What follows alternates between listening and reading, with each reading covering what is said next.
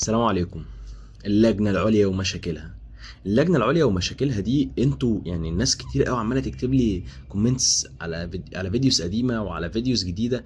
الناس بتقول لي عليها اللجنة العليا وعلى مشاكلها. الناس بتقول لي على اللجنة العليا، في اللي يقول لي مثلا انا رحت اللجنة العليا فانا رحت وانا عارف ان انا هاخد اعفاء، لقيت نفسي لبست. وفي اللي يقول لي انا كنت مترشح ضابط فانا اتحولت لجنة عليا، فانا مش فاهم ايه اللي هيحصل معايا، وهل بعد كده ليا حق ان انا اعمل تظلم ولا ما اعملش تظلم. ادي اتنين. وفي حد تالت بيقول لي ايه، انا رحت اصلا اللجنه العليا بعياده معينه، لما رحت بعياده معينه انا كنت عايز اكشف في عياده تانية فما سمحوليش.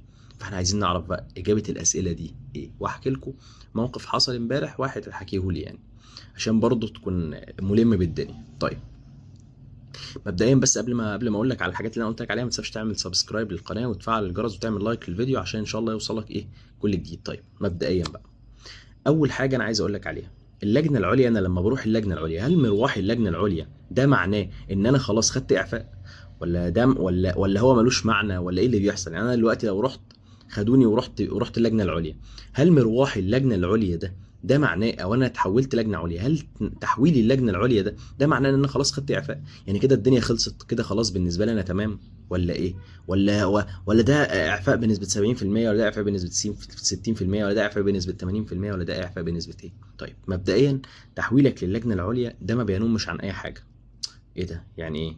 هو بس بينم على انك انت عندك مشكله. حلو. طيب هتروح تاخد اعفاء بنسبه كام؟ هتروح مش هتاخد اعفاء؟ هتروح تاخد لائق؟ هتروح مش هتاخد لائق؟ ولا اي حاجه، ولا بينم عن اي حاجه.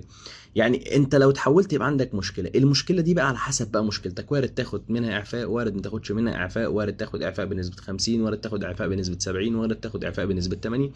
يبقى اللي بيحدد مدى تحويلك للجنه العليا اذا كان ده هيجيب لك اعفاء او لا هي مشكلتك، مفيش اي حاجه تانية. مفيش اي حاجه اسمها اصل انا اتحولت لجنه عليا فانا خلاص كده بنسبه 80 90% ياخد اعفاء.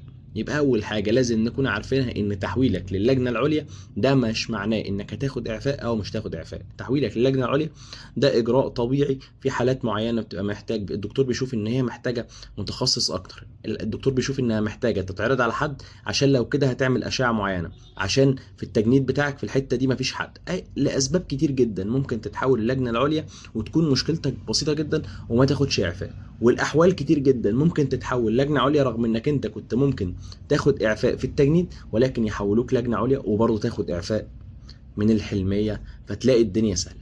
فتحويلك للجنه العليا ده مش معناه اي حاجه غير انك انت عندك مشكله، والله هتروح تتفحص هناك، طلعت المشكله كبيره هتاخد اعفاء، طلعت المشكله هايفه مش هتاخد اعفاء.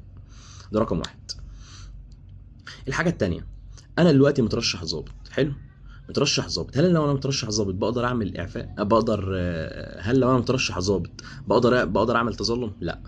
طب انا متحول لجنه عليا، ايه اللي هيحصل معايا؟ هتروح اللجنه العليا بتاعتك، بس بص في الغالب عشان السؤال ده اتسالته كتير، في الغالب لو انت مترشح ضابط ماشي ورحت اللجنه العليا في الغالب هتنزل عسكري، فكده كده هتتمكن من انك انت تعمل تظلم، ما تقلقش. حلو. طب اللي بيتحول لجنه عليا اصلا ما بيقدرش يعمل تظلم، فانا هعمل ايه؟ لا ما عادي، احنا مش بنتكلم على التظلم اللي انت بتعمله على طول بعد انت ممكن بعد كده تقدر تعمل، لو متاح ليك تعمل تظلم اعمله، مش متاح هتقدر بعد كده لما تروح تسمع السلاح لو كان متاح مش هتقدر، هتقول لهم عند مركز تدريب، كده كده هيبقى متاح لك تاني انك تعرض مشكلتك الطبيه. ولو دخلت باي باي، ما تخشش لانك لو دخلت كل سنه وانت طيب الدنيا خلصت. تمام. فانت لو مترشح ضابط ومتحول لجنه عليا ما تخافش، في الغالب هتنزل. خد بالك الوسايط اللي انت بتقعد تقول انا اروح اجيب واسطه تنزلني من ضابط لعسكري، حلو قوي، معظم الناس والله بتبقى نازله. حلو. خصوصا انا بتكلم على المتحولين لجنه عليا، لان انا هنا بتكلم على اللجنه العليا. اللي متحول لجنه عليا ومترشح ضابط في ال 110، والله العظيم في الغالب كل الناس اللي بتبقى رايحه لجنه عليا بنسبه 99.9 بينزلوا. حلو. طيب انا بروح دلوقتي اقول لواسطه، حلو، بيشيلني جميله، جميل، لازم ترد الجميله دي بعد كده. طب ما انت كده كده هتنزل مش محتاج واسطه ان شاء الله، يعني بنسبه 99.9 كده كده اللي بيتحول لجنه عليا بينزل، فمش محتاج تخاف في الجزئيه دي. حلو. الجزئيه الثالثه والمهمه اللي هي ليها علاقه بايه؟ ليها علاقه بان انا دلوقتي لو متحول لجنه عليا، لو متحول لجنه عليا عشان اكشف مثلا بطنه، هل ينفع اروح اكشف صدر؟ هل ينفع اروح اخش على الرمض اكشف لي حاجه؟ هل ينفع؟ مفيش منه الكلام ده. العياده اللي بتتحول على اساسها اللجنه العليا هي دي العياده الوحيده اللي بتكشف فيها، والا كانت تبقى ميغا. حلو. على الاساس ده هم بيعملوا ايه؟ على الاساس ده هو بيقول لك لو انا حولتك لعياده معينه، العياده دي بس اللي انت تكشف فيها، فانت تخش مثلا، فتيجي الناس تسالني، وده واحد سالني فيها امبارح، قال لي ده انا دخلت للدكتور قلت له ده انا عندي بواسير وعندي مش عارف مشكله ايه التانيه، مشكله في العين، فالدكتور راح بمزاجه راح محولني لعياده معينه.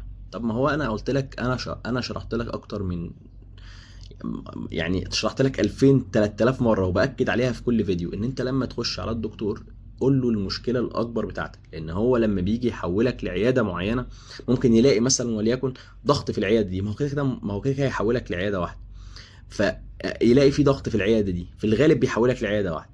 طيب بيلاقي في ضغط في العياده دي، مثلا انا النهارده عندي كتير قوي عظام فوديتهم مثلا يوم 12، حلو. طب انت جاي لي بتشكيلي من العظام، تشكيلي من الرمد، حلو. انا مودي 2000 واحد مثلا، او 1000 واحد، او 500 واحد، او 200 واحد، او 300، المهم مودي عدد كبير قوي للعظام. ابعتك عظام تاني؟ لا، هبعتك رمد.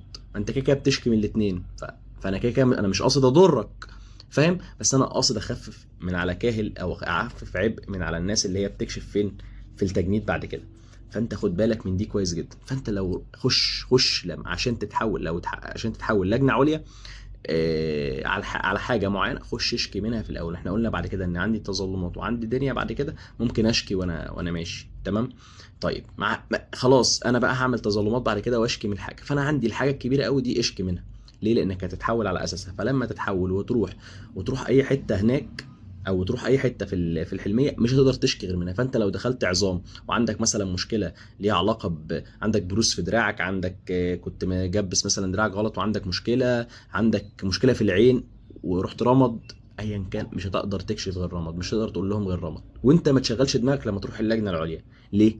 لما تخش عندهم في اللجنه العليا تقولوش والله اصل انا كان عندي مشكله في العظام، بس هم حولوني رمد. انت على فكره كده بتضعف موقفك في العياده اللي انت دخلتها. فلما تخش عياده معينه احكي المشكله اللي هي علاقه بالعياده دي، وما تحكيش، لان في ناس انا اعرفها بتحكي المشكله دي، حلو، بتحكي مش مشاكل ليها علاقه بعيادات تانية.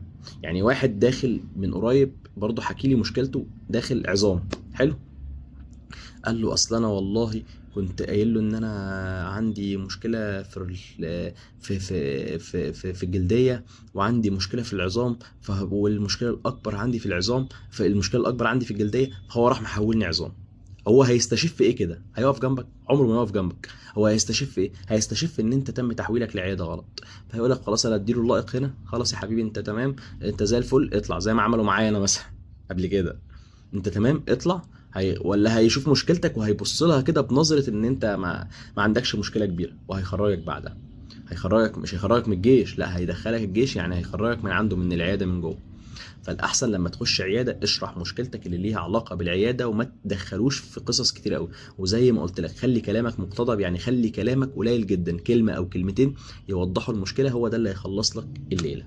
ماشي، ربنا يوفقكم ان شاء الله، وربنا يراضيكم بكل خير. واللي محتاج اي حاجه يسالني فيها هرد عليك ان شاء الله. شكرا جزيلا، السلام عليكم.